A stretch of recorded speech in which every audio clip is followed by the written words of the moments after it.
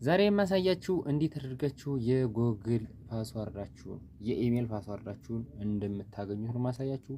የኢሜል ፓስዋርዳችሁ ለማግኘት ቀጥታ ሴቲንግ ላይ እንገባለን።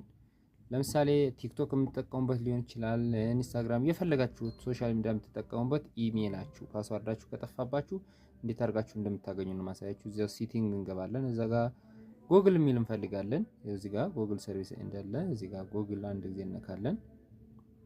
እሱን ከነካን በኋላ ልክ እንደዚህ ስማችሁ እዚህ ላይ ይመጣል። ስማችሁን አንዴ ትነካላችሁ።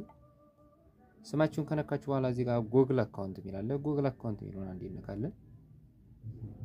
እሱን ከነካን በኋላ ልክ እንደዚህ ይመጣል። አሁንም እዚህ ጋር ስማችሁ አለ፣ ግን ትንሽ ከፍ ታደርጉና እዚህ ጋር ሴኩሪቲ ኤንድ ሳይን የሚል አለ። እዚህ ጋር ሴኩሪቲ የሚለውን አንዴ እንነካለን።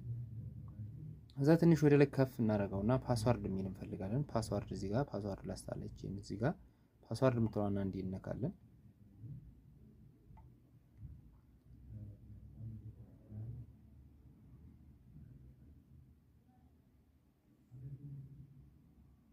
ፓስዋርድ የምትለውን ከነካን በኋላ ልክ እንደዚህ ይመጣልናል። የስልካችን ፓተርን ይጠይቀናል። እዚህ ጋር የስልካችን ፓተርን አሁን ፓተርን ሳይሆን ፓስዋርድ ነው ማስገባ። የስልኬ ፓተርን ለምሳሌ እንደዚህ ነው። የስልኬን ፓተርን አስገባውለት።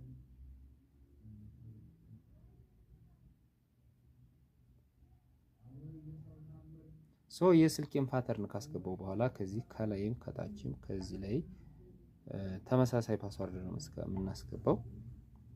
ከዚህ ከታችም ተመሳሳይ ነው የምናስገባው። ለምሳሌ ከዚህ ከላይ የማስገባውን ፓስዋርድ ላሳያችሁ። እዚህ ጋር የምታስገቡት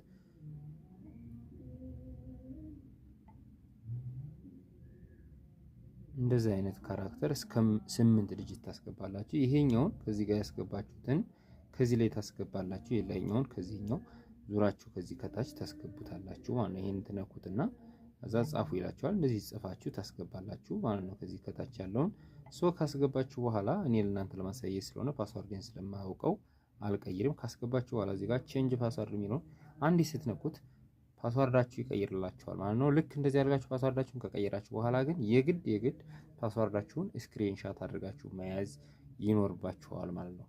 ኢሜላችሁ ፓስዋርድ የኢሜል ፓስዋርዳችሁ ለጠፋባችሁ ልጆች ብቻ ኢሜላችሁ ለምሳሌ ቲክቶክ ከፍታችሁ ሊሆን ይችላል፣ ኢንስታግራም የፈለጋችሁት ፌስቡክ ከፍታችሁ በኢሜል ከፍታችሁት ፓስዋርዳችሁን ለማታውቁት ብቻ ነው ይሄንን ቪዲዮ የሰራሁት። ሰላም።